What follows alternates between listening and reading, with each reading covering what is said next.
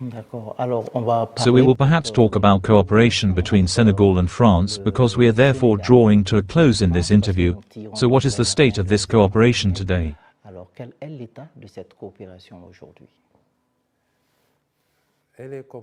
It is like all other cooperation. There is no exception or specificity. I will not elaborate too much because I am not here to talk about France in the sense that it would perhaps be giving what you do not want. It is what we are going to do to give a relief post to a collaboration compared to many others.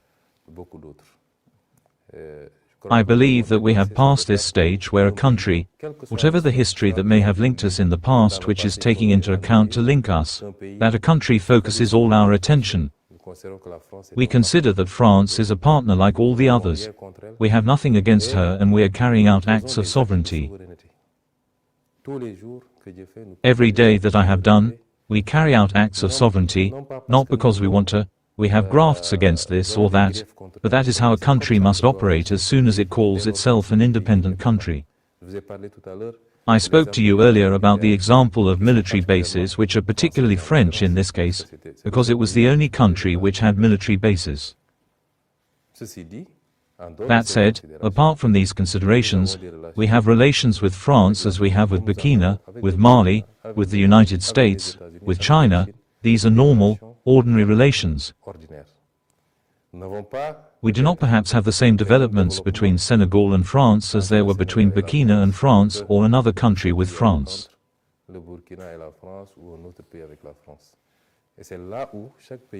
And this is where each country must adapt to its past history.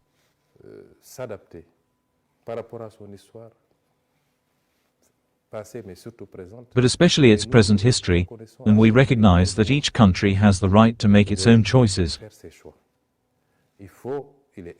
It is necessary, it is imperative, because here I am addressing a certain African opinion, because we often fight the wrong battle. We must get out of a position where it is like that or it is nothing. We have been divided enough for too long and sometimes on details. Today, it is a question of uniting all Pan-Africans, all sovereignists, uniting them around the fight which is that of the liberation of Africa, of the reappropriation by Africa of these natural resources, of all this, of all its potential, of winning the real battles which are the battles of security and the battle of economic and social development.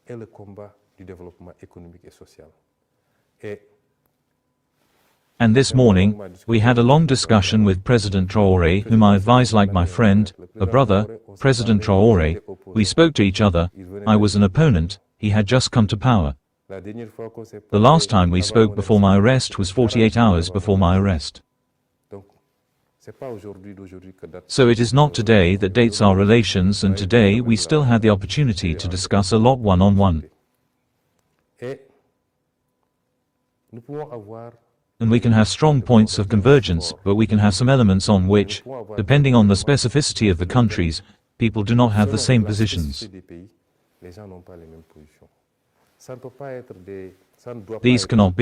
These must not be factors of crystallization on positions. Because if we were to look at the points of convergence, they are at 95%. Now, Burkina is Burkina, Senegal is Senegal, Ivory Coast is Ivory Coast, our country is our country, and another country is another country. And I reiterate that our fight in Senegal, beyond the divergences that we can understand, is to do everything to unite the sons and daughters of Africa around strong common objectives, to go and face the rest of the world, and go to conquer the world.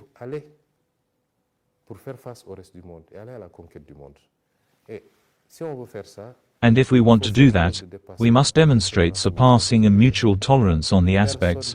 No one is more Pan-African than someone else, depending on the contexts that people adapt to. When we raised the sovereignist debate and when we led the fight, it's been 10 years since we started as an anonymous, unknown opponent. 10 years ago, if you had talked about his Burkina Faso, people would have asked you, isn't he a Burkinabe? Isn't he a Sonko who has been turned into his collaborator? We've gone our own way. We've remained consistent and constant. Let's avoid divisive factors over details and focus on what's essential. Just because we came to power democratically doesn't mean we're not revolutionary.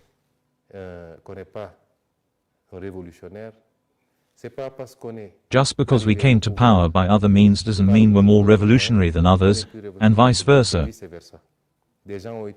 People have been idolized, not because they came to power by force of arms, but they were idolized because they achieved results. People came by force of arms, they were overthrown because they didn't achieve results. The most important thing is our relationship with our people, our ability to admit ourselves to the service of our peoples of Africa, and that's important. We often appreciate this detail. Burkina Faso is a homeland for me. I've always had a lot of admiration for Burkina Faso. I think when I make entertainment, it's the Burkinabe films that I watch, Le Curé, Les Dit and others because that's my entertainment.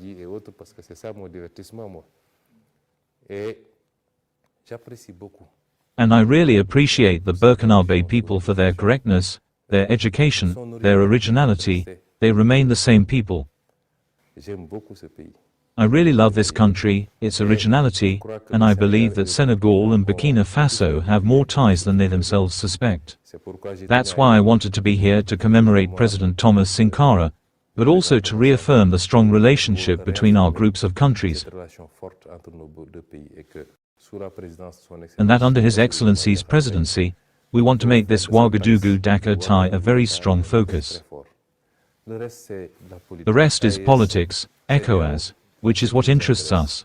We are going to strengthen our relations with Burkina Faso, with Mali, with Nigeria, with all the other countries because that is what we believe in. Okay, so last question, Mr. Prime Minister, so you are here for the Thomas Sankara Mausoleum today. What message do you have for African youth? First of all, a message of unity. I think there is, I don't want to use the term, but when I often see what is happening now, I have the impression that Africa is more divided than ever. And at the level of its most essential segment, its youth. The youth of Africa is its strength. We must transform this youth not into a burden but into dividends, demographic dividends.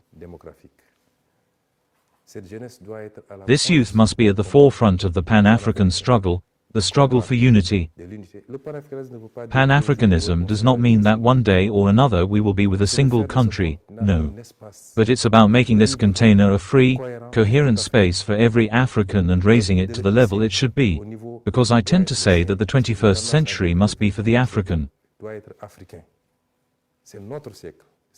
It's our century. It's the only continent that still has extremely significant progress to make. China has been the engine of global growth for the past 30 years. It's suffering. It must now be Africa's turn. Obviously, we need to address the security issue. I agree with you. We need to talk a lot to our youth. Let's not mistake the enemy. The adversity that sometimes arises between the same people over a small football competition is as if it's a world war between our youth. I think that today our youth must understand that they must be the spearhead of this unity.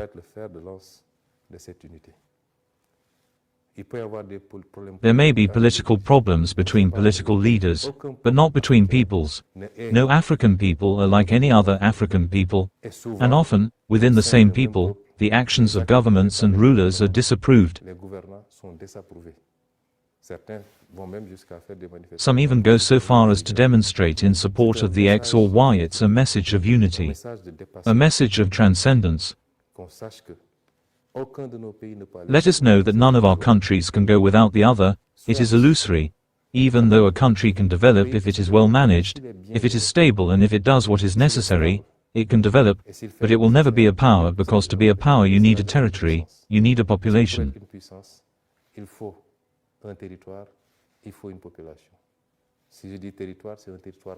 If I say territory, it is a vast territory. The West African zone is 6,500,000 square kilometers, less than China, which has 8,800,900, less than the United States, which has almost 9 million. You need a population. Burkina Faso has 25 million or 27 million inhabitants, Senegal has 18, these are all markets. China has 1.4 billion people, which is why it can withstand even the attacks it suffers. We have this common destiny, we must understand it.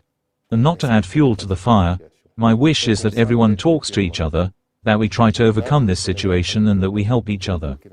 Where Senegal has problems that Burkina does not have, that Burkina can be there and vice versa, and this message that I give to the youth, but obviously the political elite must also be up to the task. The political elite must also be up to the task and get out of these conflicts that serve no purpose, get out because Africa is actually under attack. We talked earlier about terrorism, but Mr. Boubacar, where do the weapons that these people use come from? You know what a drone costs. You know what even a Kalashnikov costs. Where do these weapons come from? There are people who give them these weapons, but in doing so, they are not attacking Burkina Faso, they are attacking all of Africa, and we need a common response to these phenomena. And we must mobilize all our populations, starting with the youth, and that the political elites are up to the task, and they too, because it is a big problem, and that we manage to identify, I repeat, and that is where I am going to fall, the two fundamental issues, security and economic development.